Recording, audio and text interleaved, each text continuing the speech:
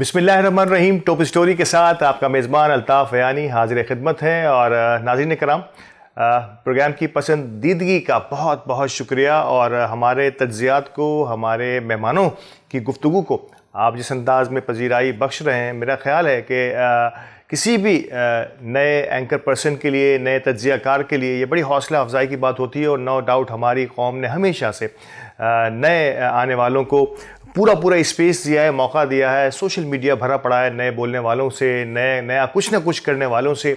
और हमारा main stream channel भी अब नए चेहरों को मुतारिफ़ करा रहा है। ये भी वीनस टेलीविज़न भी इसी सिलसिले की कड़ी है। कई नौजवान अपनी सलाहियतों का लोहा मनवा रहे हैं मुख्तलिफ़ अंदाज से, मुख्तलिफ़ प्रोग्राम्स के अंदर। तो ये खाकसार भी इसी टीम का हिस्सा है। और कोशिश पूरी ये होती है कि अपने दिलो दिमाग को हाजिर व नाजिर जानते हुए जो सही तज्ज़िया मुझे ठीक लगता है वो मैं आपके सामने पेश करूं। और बैद इसके के इख्तिलाफ़ की गुंजाइश बिल्कुल रहती है। हर शख्स कोई भी अक्ल कुल नहीं होता और इख्तिलाफ़ का हक़ भी आप सबको हासिल है, लेकिन एक शाइस्ता अंदाज में इख्तिलाफ़ बराए इख्तिलाफ़ ना हो, इख्तिलाफ़ बराए जो है वो तस्दीक हो, इख्तिलाफ़ बराए कोई पेशरफ्त, पॉजिटिव मस्बत जो है ना वो तनकीद हमेशा से बर्दाश्त की जा सकती है। तनकीद बराए तनकीद का मामला यकीनी तौर पर मामला को और उलझा देता है।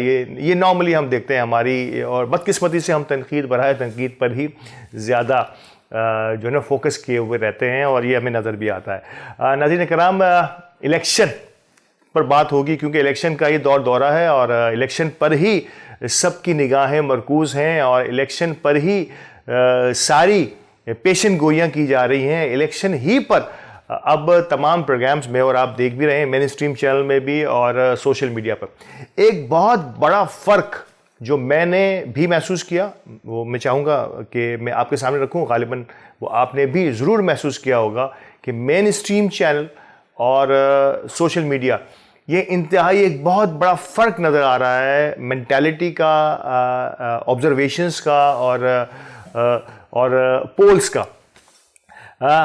सबसे बड़ा जो चैलेंज इस वक्त है, और मेरा ख्याल है ये इंतहाई ख़तरनाक तरीन जो है वो बात कहलाई जा सकती है कि इलेक्शन में अब कोई अरसा रह नहीं गया, कोई 2-2.5 हफ्ते 3 हफ्ते कह लें, और आज भी लोगों के जहनों में सोशल मीडिया ख़ास तौर पे, और अगर उमूमी अवामी राय को भी देखा जाए, और मैं सिर्फ अवामी राय की बात नहीं कर रहा, अब तो बड़े बड़े और जय्यद मुबस्सरीन ने, जय्यद तज्ज़ियाकारों ने भी ये कहना शुरू किया है कि इलेक्शन नहीं होगा। ऐसा कैसे कहा जा सकता है? किसी मुल्क का इलेक्शन उस मुल्क की तकदीर बदलने के मुतरादिफ होता है, और आवाम की हक़ राह दही दुनिया भर में मुसल्लमा चेंज का सिंबल समझी जाती है। लेकिन बदकिस्मती हमारे यहाँ के इलेक्शन से 2 हफ्ते कबल सब कुछ हो गया है। इलेक्शन कमीशन भी कह रहा है कि तैयारियां मुकम्मल हैं, बैलेट पेपर छप चुके हैं, रिटर्निंग ऑफिसर्स अपॉइंट हो चुके हैं, पोलिंग स्टेशंस बन चुके हैं, और इलेक्शन सिंबल्स गो के इस पर एक बहुत बड़े सवालिया निशान और क्वेश्चन मार्क्स हैं, लेकिन बहरहाल दे दिए गए हैं, सबको दे दिए गए हैं। अब रह क्या जाता है? अब तो अवाम ने आना है और वोट देना है। अब भी अगर इस किस्म की कोई तलवार, गैर यकीनी तलवार लटकती रहे कि इलेक्शन होंगे या नहीं होंगे, तो शायद ये सबसे बड़ा क्वेश्चन मार्क होता है किसी भी मुल्क की, कि इलेक्शन की शफाफियत पर, कि ये फ्री एंड फेयर इलेक्शन होने जा रहे हैं या नहीं। बड़ी हैरत अंगेज़ बातें जो है ना हम इस इलेक्शन के दौरान, अब तक के जितने भी मराहिल हुए हैं इलेक्शन के, वो हम सुनते रहे। जिस अंदाज से इलेक्शन इससे पहले होने थे और वो फिर नहीं हो पाए, और सुप्रीम कोर्ट का फैसला जो है उसे भी उस पर भी इलेक्शन नहीं हो पाए, और इसके बाद अब इलेक्शन जब होने जा रहे हैं, फाइनली होने जा रहे हैं, पहले अक्टूबर की एक सजेशंस थी, और नो डाउट एक पार्टी जो है वो अक्टूबर के इलेक्शंस को नहीं मान रही थी किसी भी वजह से। अब के इलेक्शन यानी कि अब जो 8 फरवरी को इलेक्शन होने जा रहा है, इस पर भी लोगों के ये खौफ, ये वसवसे, ये ख्यालात कि इलेक्शन होंगे या नहीं होंगे, ये बहुत बड़ा क्वेश्चन मार्क है। और मेरा ख्याल है कि इसका सबसे बड़ा जो अब जिम्मेदारी बनती है, सबसे बड़ी जिम्मेदारी जो बनती है वो बनती है निगरां हुकूमतों की, कि वो अब इलेक्शन को या इलेक्शन के हवाले से ये जो चेमुगोइयाँ, सरगोशियाँ और अफवाहें फैलती चली जा रही हैं, उनको तसल्ली बख्श जवाब दे सकें, सिर्फ कहना नहीं। क्योंकि मेरा ख्याल है अब कहने से बात बहुत आगे निकल गई है कि जो कुछ कहा गया है उस पर मनोअन अमल नहीं हो पाया, जिसके बाइस अवाम का एतमाद जो है वो मुतज़लज़ल हुआ है। और नो डाउट हमने देखा है कि अवाम अब बुरी तरह से फेड अप हो चुके हैं। अवाम की जो सकत है अब किसी भी बात पर भरोसा करने की, वो कम से कम तरीन सतह पर पहुंच चुकी है। तो अब कुछ ऐसे मुसल्लिमा लोगों को हकीकत में सामने आना पड़ेगा। निगरां वज़ीर आज़म भी इसके लिए एक मौजू तरीन शख्सियत हो सकते हैं, और कोई ऐसे लोग आएँ, फ्रंट लाइन पर आएँ, बाकायदा इलेक्शन और 8 फरवरी के इलेक्शन पर आवाम को एतमाद में लें। ये एक वक्त की अहम तरीन ज़रूरत है। जितनी अफवाहें इस वक्त चारों जानिब गर्दिश कर रही हैं, और सिर्फ पाकिस्तान के मीडिया की बात नहीं हो रही, पाकिस्तान के सोशल मीडिया की बात नहीं हो रही, दुनिया का मेन स्ट्रीम मीडिया जो है वो भी पाकिस्तान के इलेक्शन को बहुत गहरी नज़र के साथ देख रहा है। और बहुत सारी ऐसी सोशल मीडिया पे आपको खबरें मिलती रही होंगी कि बहुत सारे बड़े बड़े मैगजीन्स ने इस इलेक्शन के हवाले से अपनी राय दी है। बहुत बड़े बड़े तज्ज़ियाकारों ने, दुनिया के बहुत बड़े बड़े रिपोर्टर्स ने जो है वो अपने अपने रिपोर्ट्स के अंदर पाकिस्तान के इलेक्शन को किसी ने हदफ तनकीद बनाया है, तो किसी ने इसे अपनी रिपोर्ट का हिस्सा बनाया है। किसी न किसी अंदाज में पाकिस्तान के इलेक्शन को एक लाइमलाइट सूरत हाल हासिल हो गई है।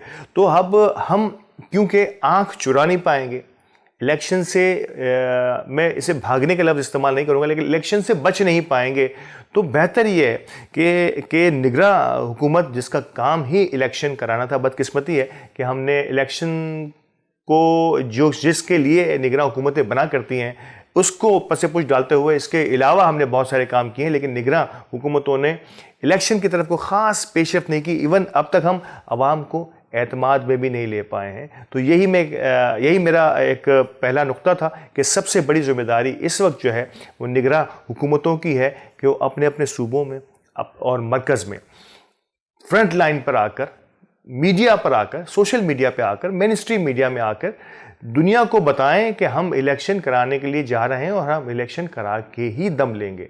फ्री एंड फेयर इलेक्शन जो है ये इसके बाद का सवाल है, क्योंकि इलेक्शन से पहले ही वो सब कुछ हो चुका है कि शायद इस पर सवालिया निशानात तो अब तादेर मुंदमिल नहीं होंगे। क्योंकि जिस अंदाज से इस इलेक्शन की प्रोसीडिंग्स को, उम्मीदवारों के कागजात नामजदगी को, फिर निशानात की अलॉटमेंट को, इन तमाम चीज़ों को अगर अब गहराई से दुनिया भी देख रही है, पाकिस्तान के अवाम भी देख रहे हैं, तो ये एक अलग सवाल है। इस पर आज मैं बहस नहीं करूँगा। अब तो मैं सिर्फ इलेक्शन की बात करूँगा कि जैसा भी है, लूला लंगड़ा ही सही, लेकिन इलेक्शन अब हो रहा है या नहीं हो रहा, ये जो ज़हनों में अवाम के सवाल है, इसको हम कैसे दूर कर सकते हैं, इन इश्कालात को जो है वो कैसे दूर किया जा सकता है। तो सबसे पहली जिम्मेदारी निगरां हुकूमतों की है। निगरां वज़ीर आज़म फ्रंट लाइन पर आएँ। यकीनी तौर पे इससे पहले गुज़िश्ता अदवार में हर ऐसे मामलात में आते रहे हैं वज़राए आज़म, और वो फ्रंट लाइन पर आकर आवाम को एतमाद में लेते रहे हैं। तो इस वक्त आवाम की जमहूरी ममालिक में आवाम की राय का, आवाम की एतमाद का मंबा जो है वो वज़ीर आज़म हुआ करते हैं। तो वज़ीर आज़म काकड़ साहब को यकीनी तौर पर अब फ्रंट लाइन पर आकर, मेन स्ट्रीम मीडिया में आकर आवाम को ये तसल्ली देनी होगी, आवाम को ये एतमाद देना होगा कि इलेक्शन हर सूरत इस तारीख को जो दी गई है 8 फरवरी को, उस पे होंगे और फ्री एंड फेयर होंगे, वो तो ये कहेंगे ही। तो लेकिन नो डाउट, मैंने कहा ना कि फ्री एंड फेयर इसके बाद की बात है। दूसरी बड़ी जिम्मेदारी निगरां हुकूमतों के बाद इलेक्शन कमीशन पर इतने क्वेश्चन मार्क हैं कि शायद एक अरसा लग जाएगा इन तमाम जो है मामलात को धोते। तो कैसे इलेक्शन कमीशन इन तमाम चीज़ों से से ओहदा बरा हो पाएगा, क्या तैयारियां हैं, क्या क्या होने वाला है। सिर्फ लफाजी की हद तक नहीं होना चाहिए, सिर्फ बयानात की हद तक नहीं होना चाहिए, सिर्फ 4-6 जो है सहाफ़ियों को बिठाकर इस मामले को हम हल नहीं कर पाएंगे। क्योंकि जो एतमाद, मैंने कहा ना, जो एतमाद खो चुके हैं हम, अब उसे बहाल करने में एक अरसा लग जाएगा। तो फिर इस एतमाद की बहाली के लिए, इस एतमाद को मज़ीद मजबूत करने के लिए इलेक्शन कमीशन को चाहिए होगा कि वो फ्रंट लाइन पे आकर chief election commissioner Sultan Raja सुल्तान साहब को अब फ्रंट लाइन पे आना होगा और उनको आकर अवामी इज्तिमात में ना सही तो आवाम से खिताब करते हुए मुख्तलिफ हमारे पास मेन स्ट्रीम चैनल्स मौजूद हैं कि आवाम को बताना होगा कि इलेक्शन की क्या तैयारियां हैं, कैसे इलेक्शन चल रहा है, कोई इसमें जो है कमी बेशी तो नहीं है, किस अंदाज से हम इलेक्शन कंडक्ट कराना चाह रहे हैं, किस तरह से ये फ्री एंड फेयर होंगे, किस तरह से ये लड़ाई झगड़ों से पाक होंगे, किस तरह से ये आज़ादाना माहौल में होंगे, किस तरह खौफ की फ़िज़ा को दूर करके इस इलेक्शन में तमाम ही सियासी पार्टियां और आज़ाद उम्मीदवार जो हैं बिला खौफ व ख़तर हिस्सा ले पाएंगे। क्योंकि कुछ दिनों पहले हमने देखा कि मुख्तलिफ जमातों के जो उम्मीदवारान हैं उनको भी पिक कर लिया गया और बहुत सारी जमातें ये इल्ज़ाम लगा रही हैं कि उन्हें अगवा कर लिया गया, फिर उन्हें छोड़ दिया गया। क्यों अगवा किया गया इसका कोई पता नहीं। बाकायदा वीडियो एविडेंसेस आ गए हैं लेकिन अभी तक पता नहीं चला, और फिर क्यों छोड़ दिया गया ये भी पता नहीं चला। तो कुछ अजीब सा माहौल जो हुआ, जो इससे पहले हमने कागजात नामजदगी जब दाखिल हो रहे थे उस वक्त जो हम देखते रहे, तो इन तमाम इश्कालात को दूर करने के लिए फ्रंट लाइन पर आकर इलेक्शन कमीशन को अब ये बावर कराना होगा कि हर सूरत में इलेक्शन जो है वो 8 फरवरी ही को होंगे, और 8 फरवरी के इलेक्शन में अब रद्दी पर 1 मिनट की भी ताख़ीर ना ही इलेक्शन कमीशन बर्दाश्त करेगा, ना ही निगरान हुकूमत बर्दाश्त करेगी, और ना ही हमारी आवाम अब बर्दाश्त करने वाली है। क्योंकि 8 फरवरी के लिए अब माहौल बनता चलता चला जा रहा है। शायद बहुत लेट हैं और सुनने में ये आया कि क्योंकि मेरा ताल्लुक़ कराची से है, तो कराची में इस मौके पर इलेक्शन से 2 हफ्ते कबल तो एक गहमा गहमी के आलम होते हैं रोज़ाना रात की।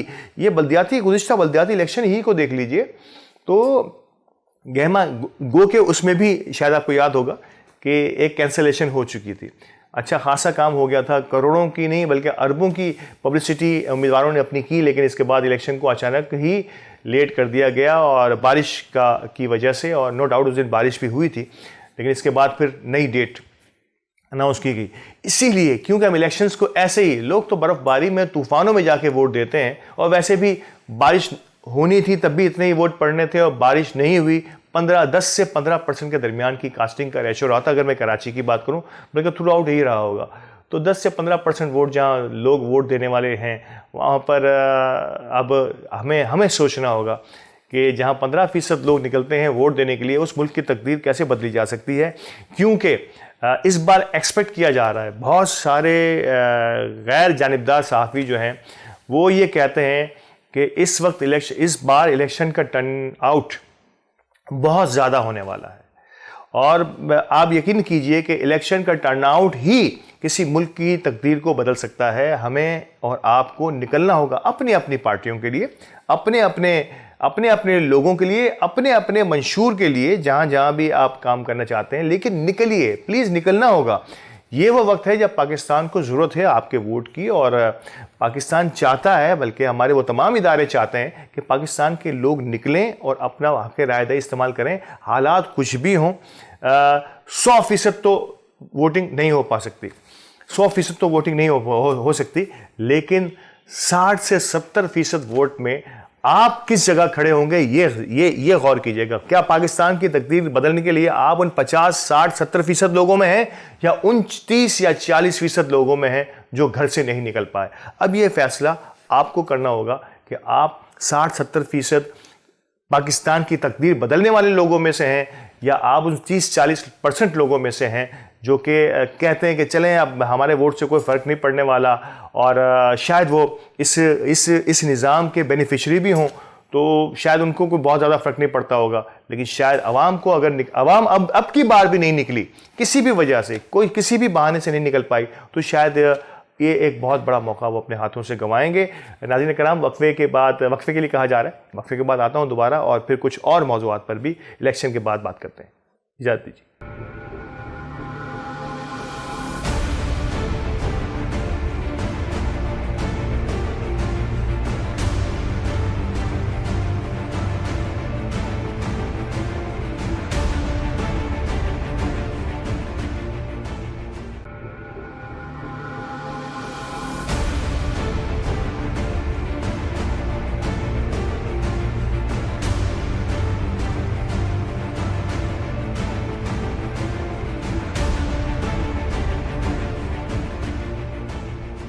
वेलकम बैक नाजरीन, और वक्फे के बाद हाजिर हूँ एक और अहम तरीन इस वक्त दुनिया का अहम तरीन टॉपिक मैं कह सकता हूँ, क्योंकि मुल्कों के दरमियान जंगें और बड़े मुल्कों के दरमियान एटमी पावर्स, एक्सपेक्टेड करंट एटमी ताकत और एक्सपेक्टेड एटमी ताकतों के दरमियान जब कोई चुपकलिश होती है किसी भी वजह से, तो ये दुनिया के लिए बड़ी मुश्किल तरीन सूरत हाल होती है, और ये संगीन सूरत हाल होती है जिस पर दुनिया कोशिश करती है कि डिफ्यूज़ हो जाए और किसी तरीके से इस मामले को, इस ऊंट को किसी करवट बिठाया जाए। आप यकीनी तौर पर मेरी बातों को समझ रहे होंगे कि पाकिस्तान और ईरान के दरमियान होने वाली हालिया कशीदगी, और नो डाउट इसका आगाज़ वैसे देखा जाए तो और उमूमी तौर पर अगर देखा जाए तो ईरान की जानिब से हुआ है, और ईरान ने बिना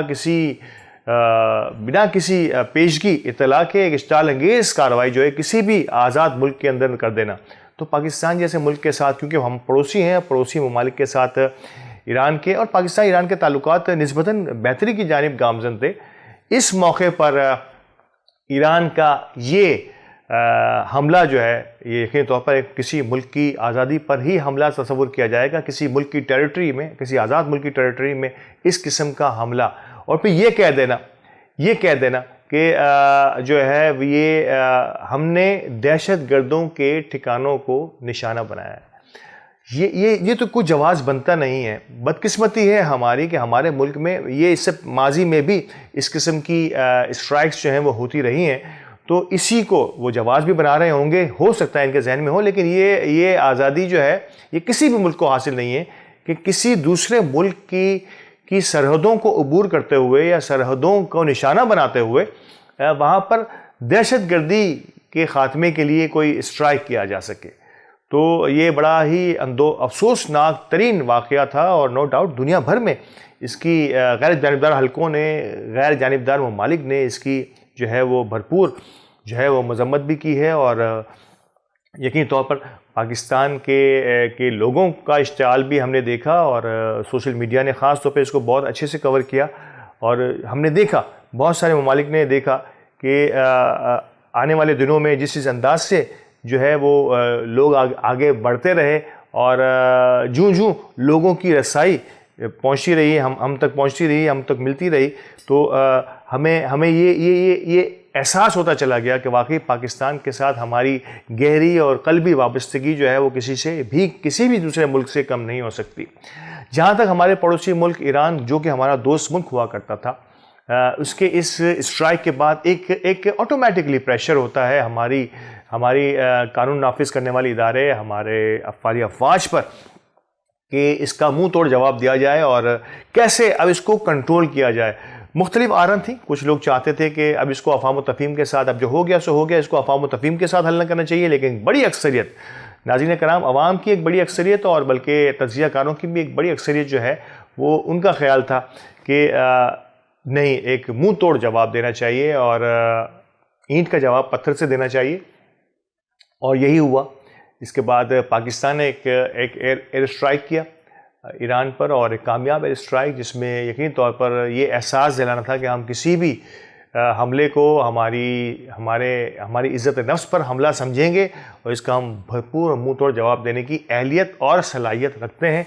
तो नो डाउट पाकिस्तान की फ़िज़ाइया को तो दुनिया तस्लीम करती है, और आपने देखा है माजी में भी कि जिस अंदाज में हमने भारत के तैयारों को गिराया, भारत के पायलट को हमने ज़ेर हिरासत लिया, और जो उस वक्त की सूरत हाल थी, नो डाउट कि एक सूरत हाल कुछ इस तरह से बनी थी उस वक्त के, फिर खैर सगाली के जज्बे को के कारफरमा करते हुए पाकिस्तान ने उस पायलट को भारत के हवाले किया। ये इतना बड़ा जेस्चर था पाकिस्तान की जानिब से, जिसमें दुनिया भर में पजीराई मिली। ये एक जंगी उसूल हुआ करते हैं हर मुल्क के, और उसी उसूल के तहत पाकिस्तान ने ऐसा किया। लेकिन नो डाउट मैं उस वक्त भी और आज भी यही कहूँगा कि अगर ये काम भारत में हुआ होता तो शायद हमारा पायलट जो है वो वहीं पे जो है किसी जेल का हिस्सा होता या वहीं पे गल सड़ गया होता माज़अल्लाह। तो ये है हमारा जेस्चर। पाकिस्तान ने दुनिया भर को एक पॉजिटिव जेस्चर देने की कोशिश की। और यहाँ में अगर पाकिस्तान और ईरान की इस कशीदगी की बात करूँ तो ईरान दुनिया का दूसरा बड़ा मुल्क है जो तेल की पैदावार करने वाला, दूसरा तीसरा बड़ा मुल्क है जो तेल पैदा करता है। बदकिस्मती से सैंक्शंस और जो इन पर जो कदगनें लगी हुई हैं आलमी सतह पर, जिसके बायस ईरान कोई खुलकर अपने तेल को दुनिया में बेच नहीं पा रहा, जिसके बायस यकीनी तौर पर मुआशी मामलात में हमेशा से, लेकिन ये हमेशा से देखा गया है कि ईरान जो है वो दुनिया के मामलात में, आलम इस्लाम और उम्मत मुस्लिमा के मामलात में हमेशा बढ़ चढ़ कर हिस्सा लेता है और पूरी कोशिश करता है कि पूरी कोशिश की गई कि ईरान को आइसोलेट किया जाए दुनिया भर की दीगर तमाम चीज़ों से, लेकिन ईरान ने हमेशा अपनी आवाज़ बुलंद की है किसी न किसी अंदाज में। ऐसे और नो डाउट कि ईरान हमारा एक बहुत बड़ा रोल मॉडल भी रहा है इस पूरे सिनेरियो के अंदर। और कई पाकिस्तानी जो ईरान को बड़ी कदर की निगाह से देखते थे, लेकिन ईरान के इस हमले ने, मैं यहाँ ईरान के अवाम को भी ये पैगाम किसी न किसी अंदाज में पहुँचे उन तक कि ये सही नहीं है। हमें अपने इत्तेहाद को, अपने एतमाद को ठेस नहीं पहुँचानी है। हमें चंद दहशतगर्द अनासिर की खातिर अपने दोस्ती की जो शारा है इस पर जो है वो रुकावटें नहीं लगानी है। हमने आगे बढ़ना है और आगे बढ़ने के लिए पाकिस्तान और ईरान का इत्तेहाद होना, हमारी दोस्ती की फ़िज़ा को और मजबूत करना बेइंतहा ज़रूरी है। बहरहाल अब ये कशीदगी, इस कशीदगी का सबसे बड़ा नुकसान तो यकीनी तौर पर जो भी ममालिक जंग के अंदर मौजूद होते हैं उन ममालिक का तो होता ही है। सबसे पहला नुकसान तो उन दो ममालिक का होता है जो इस किसी भी किस्म की कशीदगी या जंगी सूरत हाल से कारफरमा होते हैं। आपने देखा कि पाकिस्तान के एयर स्ट्राइक के बाद अब जो है ईरान ने जो है वो एक अपना जदीद सिस्टम जो है वो अपने बॉर्डर पर लगाया है, जिसके बाद यकीनी तौर पर सूरत हाल अब कशीदगी की तरफ गामजन हो चुकी है कि कहा यह जा रहा है और माहिरीन की राय ये है जो ईरान की तरफ से एक इंदिया भी है कि इस सिस्टम के ज़रिए अब कोई भी तैयारा, कोई ड्रोन, कोई भी ऐसा एयर स्ट्राइक होना मुमकिन नहीं रहेगा और उसे बर वक्त जो है वो कंट्रोल किया जा सकेगा, मार कर गिरा दिया जा सकेगा या ज़मीन पर उतार लिया जा सकता है। ये तमाम चीज़ें अब ये सब चीज़ें किस चीज़ की तरफ, किस जानिब हम सबको ले जा रही हैं, ये हमें सोचना होगा। पाकिस्तानियों के लिए और ईरान की आवाम के लिए, ये सब के लिए सोचने का मुकाम है कि इसका नुकसान मैं और आप और हमारी आवाम किस तरह से उठाएगी। ईरान जो है वो पेशगी तौर पर आलमी सैंक्शंस का सामना कर रहा है। पाकिस्तान की अपनी अंदरूनी सूरत हाल अगर हम देखें, अवामी सतह पर देखें, महंगाई का अपना उरूज है, महंगाई का अपना एक उरूज है। आज ही अगर मैं अपने गैस के बिल को देख रहा था जो 250 रुपये से अब से चंद माह पहले था, वो अब 1000 रुपये तक पहुंच चुका है। ये सबका हाल है, हर शख्स का ये हाल है कि हमारे बिलों में तो इजाफा हो रहा है लेकिन गैस आ नहीं रही, ये एक अलग मसला है। बिजली आ नहीं रही, ये अपना मसला है। लेकिन इनकी बिलों में इजाफा जो है ये मुसलसल मैं और आप देख रहे हैं। जब अवामी सतह पर ये हालत हो और मैं और आप चलने फिरने से भी कासिर हों, महंगाई जिस एतबार से बढ़ रही है वैसी आमदनियाँ लोगों की ना बढ़ रही हों, स्ट्रीट क्राइम यकीनी तौर पर इस वजह से भी बढ़ जाता है, तमाम अखलाकी बुराइयाँ इस वजह से बढ़ जाती हैं। जहाँ मुल्क की अंदरूनी सूरत हाल ये हो, क्या हम जंग अफोर्ड कर सकते हैं? यही हाल यकीनी तौर पर ईरान का भी होगा। तो हमें एक अफ़हाम व तफ़हीम की राह को अपनाते हुए आगे बढ़ना होगा। दूसरी एक राय और भी है, इस जंग की सूरत हाल को अगर सिर्फ जंग ही ना समझा जाए और दुश्मन की कोई चाल समझा जाए, ख्वाह इस चाल का हिस्सा कौन बन रहा है कौन नहीं बन रहा, ये एक अलग सवाल है।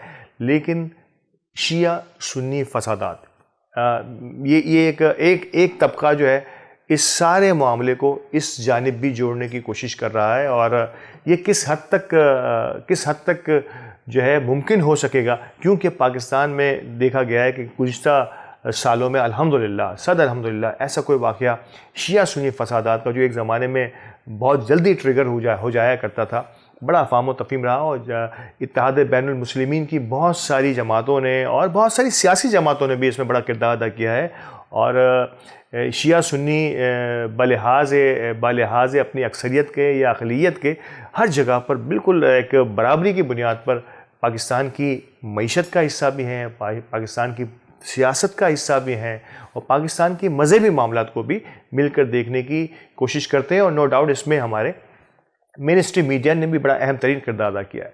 तो ये शिया सुन्नी फसादात पाकिस्तान से जब थमे हैं तो अब आलमी सतह पर आलमी जंगजू लोग जिनका काम ही मुख्तलिफ ममालिक के दरमियान टेंशन्स को पैदा करना होता है, शायद वो इस मौके से फ़ायदा ना उठाए। मुझे एक ख़तरा जो सबसे ज़्यादा लग रहा है वो ये है कि शिया और सुन्नी फसादात को अगर पाकिस्तान में ट्रिगर किया गया तो सबसे पहले तो अब ये ज़िम्मेदारी, क्योंकि पाकिस्तान में शिया सुन्नी दोनों ही हल्के एक मजबूत अहमियत के हामिल हैं और बड़े दोस्ती के साथ आपस में अपने रिश्ते कायम किए हुए हैं। तो सबसे पहले ईरान, क्योंकि एक बहुत बड़ी अक्सरियत जो है वहाँ पर शिया मेंटालिटी या शिया मसलक से मुतल्लिक हैं, तो मैं यहाँ पर पाकिस्तान में ज़रूर चाहूँगा कि हम सब इत्तेहाद और बैनुल मुस्लिमीन के इस पैगाम को अपने हाथों में थामे रहें और किसी भी बैरूनी ताकत के अफवाहों के अलाइकार ना बने और अपने आप को मजबूत रखें, अपनी सफ़ों में इत्तेहाद कायम रखें। यही पाकिस्तान के लिए इस वक्त सबसे ज़्यादा अहम तरीन मौजू होगा, जिस पर मुझे लगता है कि शायद ज़द मारने की कोशिश की जा सकती है। और एक और जो आखिरी, जिसे दुनिया भी देख रही है और पाकिस्तान के मुबस्सिरीन भी इस पर अपना इज़हार ख्याल कर चुके हैं कि इस रीजन में, जिस रीजन में पाकिस्तान एग्जिस्ट करता है, Pakistan, Iran, India, China, Russia और दीगर तमाम छोटे ममालिक जो हैं, तो इस रीजन में कशीदगी पैदा करना, कोई भी जंगी अमल किसी भी जंगी अमल का आगाज़ करना, मैं समझता हूँ कि चाइना और रशिया किसी तौर भी नहीं चाहेंगे कि इस रीजन को किसी भी जंगी माहौल के अंदर लाया जा सके। तो यकीनी तौर पर वो अफ़वाह व तफ़हीम के मामले को आगे बढ़ाएंगे। आगे आने वाले दिनों में शायद हम देखने वाले हैं कि ये बड़े मुल्क जो यकीनी तौर पर इस रीजन के सुपर पावर्स हैं, बल्कि दुनिया के सुपर पावर्स हैं, वो कोशिश पूरी करेंगे कि इस रीजन को किसी न किसी अंदाज में वो महफूज रखा जा सके और जंगी सूरत हाल की कैफियत में किसी सूरत भी इस रीजन को नहीं आना चाहिए, वरना यकीनी तौर पर ये वॉरफेयर जो मैं और आप देखने वाले हैं आगे आने वाले दिनों में, खुदा ना खास्ता मेरे मुंह में खाक, अगर ईरान और पाकिस्तान किसी भी अंदाज में इस कशीदगी को ख़त्म करने के बजाय इस कशीदगी में इजाफे का मूजिब बन जाते हैं, तो आगे आने वाले दिनों में ये सिर्फ इस रीजन तक ही महदूद नहीं रहेगी और बहुत सारे मुबस्सिरीन, ख़ास तौर पे जंगी मुबस्सिरीन जो हैं, उनका ख्याल है कि ऐसा ना हो कि यहाँ से फिर ये बात बढ़ते बढ़ते किसी बड़ी जंग की सूरत अख्तियार कर ले। मैं आलमी जंग तो नहीं कहूँगा इसे, लेकिन ये जंगें इसी तरह से बढ़ती हैं और मैंने और आपने देखा है कि इस रीजन में ख़ास तौर पे पहले रशिया और अफ़गानिस्तान रहे, फिर अफ़गानिस्तान के साथ और अफ़गानिस्तान और अमेरिका के मामलात यहाँ पर रहे। मतलब ये टुकड़ा जो है, ये रीजन जो है वो जंगों से भरा पड़ा रहा और आमाजगाह बना रहा दहशतगर्दी की। नो डाउट जिन ममालिक में जंगें हुआ करती हैं वहाँ फिर उमूमी तौर पर जो है ना वो बॉर्डर्स पर निगाहें ज़्यादा रखी नहीं जा सकती। लंबी बॉर्डर्स हैं पाकिस्तान की, ईरान के साथ, अफ़गानिस्तान के साथ और भारत के साथ। तो इन पर निगाहें नहीं रखी होंगी। यहीं से वो दहशतगर्द, वो सहूलतकार दाखिल होते हैं, जैसे कि हमने माजी में भी देखा कि किस अंदाज से जो है वो दहशतगर्द आते चले गए और कराची जैसे शहर में अपनी कार्रवाइयाँ करके उसी रास्ते से, बलूचिस्तान के रास्ते से वो दीगर ममालिक में चलते चले गए। तो अब ये शायद हम सब के लिए मुमकिन नहीं होगा, मेरे और आपके लिए भी मुमकिन नहीं होगा कि हम इस कशीदगी की सूरत हाल को बर्दाश्त कर सकें। तो हमको अपने इत्तेहाद को कायम रखते हुए दुआ करनी चाहिए और इसके लिए अपनी आवाज़ भी बुलंद करनी चाहिए कि पाकिस्तान और ईरान को अपनी दोस्ती की फ़िज़ा को कायम रखते हुए जंगी सूरत हाल से दूर रहना चाहिए। यही हमारी दुआ भी है और हमारा अज़म भी है और हमारा अज़म होना भी चाहिए। नाज़रीन, वक्फ़े की तरफ चलते हैं और वक्फ़े के बाद हाज़िर होते हैं, एक और मौजू पर बात करते हैं।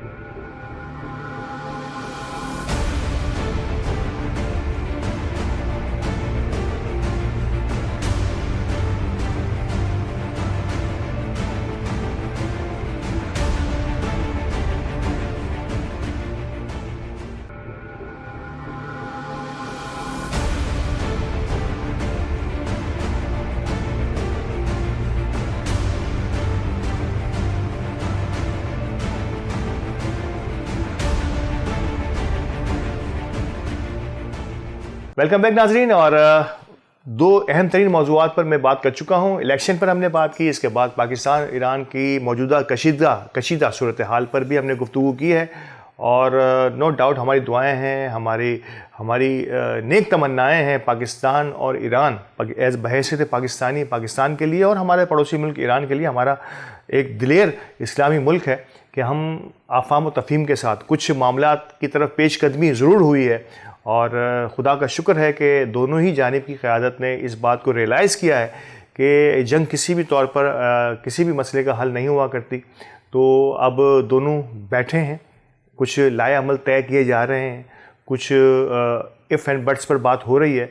तो मुझे पूरी उम्मीद है कि इंशाल्लाह आगे आने वाले दिनों में कोई ना कोई ऐसा रास्ता निकाल लिया जाएगा कि हमारी दोस्ती न सिर्फ ये कि जैसी पहले थी वैसी कायम रहे, बल्कि इसमें और मजबूती आए और हम और पाकिस्तान और ईरान मिलकर अपने मुश्तरका दुश्मन का सुराग लगाएं और इसके ख़िलाफ़ पहरा दें और इसके ख़िलाफ़ सरहदों पर एक दूसरे के मुहाफ़िज़ बन जाएं। तो ये हमारी पूरी कोशिश होगी और हमारी दुआ भी है कि पाकिस्तान ईरान की ये जो मौजूदा गुफ्तगू का लाए अमल शुरू हुआ है उस पर थोड़ी सी और पेशरफ्त और तेज़ी से पेशरफ्त होनी चाहिए और कशीदगी यकीनी तौर पर ख़त्म होनी चाहिए। नाज़रीन, तीसरा जो आज का अहम तरीन मौजू जिस पर मुझे बात करनी थी वो है हमारी सिलेक्शन पाकिस्तान क्रिकेट पर। पाकिस्तान क्रिकेट का जो मौजूदा हाल हुआ है और पाकिस्तान क्रिकेट के शहदाइयों का मुल्क है और यहाँ पर क्रिकेट हमारी रगो जान में, हमारे दिलो जान में बसती है। और उस टीम का गो के हमारा कौमी खेल जो है वो हॉकी है, मैं और आप समझते हैं। और अब बच्चों से पूछें तो शायद उनको नहीं पता होगा। बच्चे क्रिकेट ही खेलते हैं और हॉकी तो नापैद सी हो गई है बदकिस्मती से। हमारे कौमी खेल को ही हमने हमारी बहुत सारी कौमी विरसों को इसी तरह पामाल किया है। हॉकी भी उसी का हिस्सा है। पाकिस्तान का हॉकी पे तोती बोलता था, लेकिन बदकिस्मती कि आज हॉकी न सिर्फ क्योंकि खेली नहीं जाती इसलिए ना बनती है ना बिकती है। तो हॉकी का तो ये हाल हो गया जो कि हमारे कौमी खेल है। हाँ, कमोबेश हमें अब इस सिलेक्शन में हॉकी ज़रूर नज़र आ जाएगी किसी न किसी उम्मीदवार के इंतखाबी निशान के तौर पे। तो हॉकी बस यहीं तक ही रह गई है हमारे इंतखाबी निशानों तक, वरना हमारे कौमी निशान कम से कम अब हॉकी नहीं रही है। ये तो एक बात। क्रिकेट में पाकिस्तान की जो मुसलसल तनज़्ज़ुली है जो हम देख रहे हैं, मैं और आप, मतलब मैं तो हैरान हूँ कि किसी की आँख पर जूं तक नहीं रहती कि ऑस्ट्रेलिया से इतनी बुरी शिकस्त के बाद, इसके बाद अब न्यूजीलैंड तो कोई ऐसा मुल्क या कोई ऐसी टीम नहीं थी जिससे पाकिस्तान ऐसी शिकस्त खा जाए। ये भी न्यूजीलैंड भी हम संभल नहीं पा रहे हैं। अब हुआ क्या? इसके बाद तो होना तो ये चाहिए था कि इस पर सोच विचार की जाए, उस पर हमारे जो भी हमारी नाकामियाँ रही हैं या जो कामयाबियाँ रही हैं उस पर बैठकर गुफ्तगू की जाए, उस पर सोचा जाए कहाँ हम गलती पर थे, किन चीज़ों पर हमने फोकस नहीं किया, कहाँ हमने मुखालिफिन को थोड़ा सा जो है इवेल्यूएट करने में गलती की है, कहाँ हमने अपनी टीम को समझने में कोताही की है। इस पर तो कोई बात नहीं हो रही, ना उस पर कोई बात होगी। हुआ ये कि ज़का अशरफ साहब चेयरमैन पीसीबी को तब्दील कर दिया गया। हो जाएगी पाकिस्तान की टीम अगली मरतबा वर्ल्ड चैंपियन बन जाएगी क्योंकि हमने चेयरमैन को चेंज कर दिया। ये किसी भी चीज़ का हल नहीं हुआ करता। ठीक है, ये बदकिस्मती है हमारी कि हमने कभी भी मेरिट पर तकर्रियाँ नहीं की हैं। भांजा, भतीजा, मामू, चचा, रिश्तेदार, ससुराली, समधी, ये है पाकिस्तान का कल्चर कि किसी को भी नवाजना है तो किसी भी सतह पर उसे ले जाया जा सकता है। ये तो हम देखते रहे। ज़का अशरफ साहब जैसे ही जिस वक्त इस पीसीबी के चेयरमैन बने थे उसी वक्त बहुत सारी आवाज़ें बुलंद हुई थी और रमीज़ राजा साहब इससे पहले थे। कमोबेश मैं किसी भी सियासी गुफ्तगू से परहेज़ करते हुए कमोबेश रमीज़ राजा के लिए ये तो कहा जा सकता था कि वो एक साबिक क्रिकेटर, कामयाब क्रिकेटर के साथ साथ एक एक्सपोजर रखने वाले चेयरमैन थे। दुनिया की क्रिकेट पर उनकी निगाह थी। मैं और आप उनकी आवाज़ as an analyst, as an तज्ज़ियाकार एंड एज एन कमेंटेटर दुनिया भर की सीरीज़ में सुनते रहे और मेरे ख्याल से समटाइम तो हमें फ़ख्र होता था कि पाकिस्तान का एक सपूत भी इस अंदाज से दुनिया की कमेंट्री बॉक्सेस का हिस्सा बने हुए हैं। बड़े बड़े मैचेस, बड़े बड़े टूर्नामेंट्स में हम रमीज़ राजा की आवाज़ सुनते थे। तो कम से कम इतना तो ज़रूर था। नो डाउट कहीं कोताहियाँ यहाँ भी रही होंगी, कहीं फेवरेटिज्म का सिलसिला यहाँ भी रहा होगा, लेकिन कम से कम ये तो कहा जा सकता है कि साबिक क्रिकेटर को, कामयाब क्रिकेटर को एक्सपोजर रखने वाले शख्स को पीसीबी का चेयरमैन बनाया गया। और नो डाउट वो रमीज़ राजा बड़े बोल्ड और स्मार्ट मूव के साथ आगे बढ़ रहे थे, उन्होंने कोशिश भी की थी, लेकिन जिस अंदाज से भाई हमारे यहाँ बदकिस्मती से हर चीज़ को सियासत की नज़र कर दिया जाता है या सियासी आंखों से देखा जाता है। रमीज़ राजा भी उसी का हिस्सा हुए और फिर रमीज़ राजा की जगह ज़का अशरफ साहब को लाया गया। और फिर अब आपने देखा कि जिस अंदाज से क्रिकेट की तनज़्ज़ुली का आगाज़ हुआ, गो के ये चेयरमैन का हिस्सा नहीं होता, ये सारी बातें चेयरमैन के पलड़े में नहीं डालनी चाहिए। और बहुत सारे अवामिल होते हैं, लेकिन मैं फिर कहता हूँ कि मेरिट जो है वो ऊपर से शुरू होती है। मेरिट जब ऊपर से ठीक तरह से नीचे की तरफ प्रिवेल कर जाए तो मेरा ख्याल है उस पर कोई कदर नहीं। अब पाकिस्तान की मौजूदा सूरत हाल में नए चेयरमैन का यकीनी तौर पर इंतखाब होगा और नए चेयरमैन, मेरा ख्याल है, मैं और आप जितने भी क्रिकेट के शौक़ रखने वाले साथी हैं, क्रिकेट से लगाव रखते हैं, चाहते हैं कि पाकिस्तान की क्रिकेट जो है वो दुनिया में उसी अंदाज से जैसे हम पहले देखा करते थे वैसे देखें, तो हमें चाहिए होगा कि मेरिट पर किसी साबिक क्रिकेटर को ये जॉब सौंपी जानी चाहिए थी। ऐसा ना हो कि हम इसे भी सियासत या सियासी आंख से देखते हुए कोई ऐसी गलती कर जाए, फिर कोई ऐसी गलती, क्योंकि अब गलती की गुंजाइश नहीं है। पाकिस्तान की क्रिकेट को संभालना है, पाकिस्तान की क्रिकेट को उरूज की तरफ लेके जाना है। तो बातें हमने बहुत की हैं इससे पहले, लेकिन अमली तौर पर इक़दाम नहीं हो पाए हैं। डिपार्टमेंटल क्रिकेट चल रही थी, उसको ख़त्म करके हमने रीजनल क्रिकेट को फ़रोग़ दिया। अब फिर डिपार्टमेंट्स भी आना शुरू हुए हैं। छोटी सतह पर प्लेइंग ग्राउंड्स ये बड़े अहमियत के हामिल होते हैं।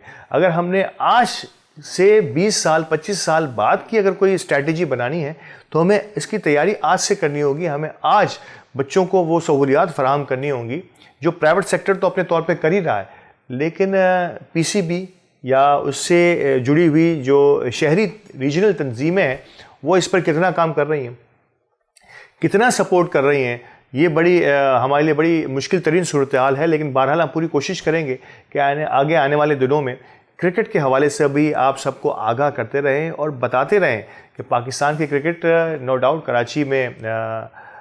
कराची में अब थोड़ी सी कुछ बेहतरी रीजनल क्रिकेट में आना शुरू हुई है। कुछ नामवर लोग शहर कराची की इंतज़ामी क्रिकेट का हिस्सा बने हैं और उनकी ख्वाहिश है कि किसी अंदाज से कराची के क्रिकेट को बेहतर से बेहतर किया जाए।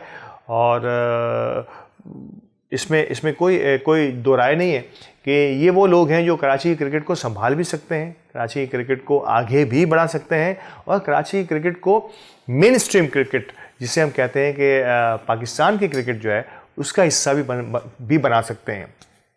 और इसका एक छोटा सा मैंने एक टोकन ज़रूर पेश किया था कि पाकिस्तान अंडर 19 में इस वक्त क़यादत जो है वो कराची का ही एक नौजवान क्रिकेटर अंडर 19 क्रिकेटर कर रहा है और को कमोबेश 4-5 लोग शहर कराची से इसका हिस्सा रहे हैं। तो कराची में टैलेंट को फ़रोग़ दिया जा रहा है। कराची नहीं, हैदराबाद को भी इसमें शामिल करना चाहिए। और हमारे जो पंजाब और केपी के तो माला माल है इन तमाम सलाहियतों से, नौजवान माला माल हैं। हम देख भी रहे हैं कि आज भी पाकिस्तान क्रिकेट में एक बहुत बड़ा चंक जो है वो हमारे सूबे पंजाब और केपीके से आते हैं। बलूचिस्तान बहुत दूर रह गया है, वहाँ से इक्का दुक्का ही कभी कभार कोई आमद होती है, वहाँ पर थोड़ा जोर लगाना चाहिए। गिलगित बल्तिस्तान भरा पड़ा है हमारे इन चीज़ों से। हज़ारा की पट्टी जो है वो बड़ी है। हमारा जुनूबी पंजाब जो है ये भी इन सलाहियतों से मालामाल है क्रिकेट की। तो हम सबको मिलकर अब क्रिकेट की तरफ और क्रिकेट के फ़रोग़ के लिए पाकिस्तान को एकजा करना होगा। तो बेहतर है कि हम मिलकर कोई ऐसे फैसले करें कि क्रिकेट को और पाकिस्तान क्रिकेट को और आगे तक ले जा सकें। नाज़रीन, यहीं पर आज के प्रोग्राम को ख़त्म करते हैं और इंशाल्लाह आपको ये प्रोग्राम कैसा लगा कमेंट बॉक्स में ज़रूर बताइएगा। अगले प्रोग्राम तक के लिए अल्ताफ़ बयानी को इजाज़त दीजिए। अल्लाह ने के बाद।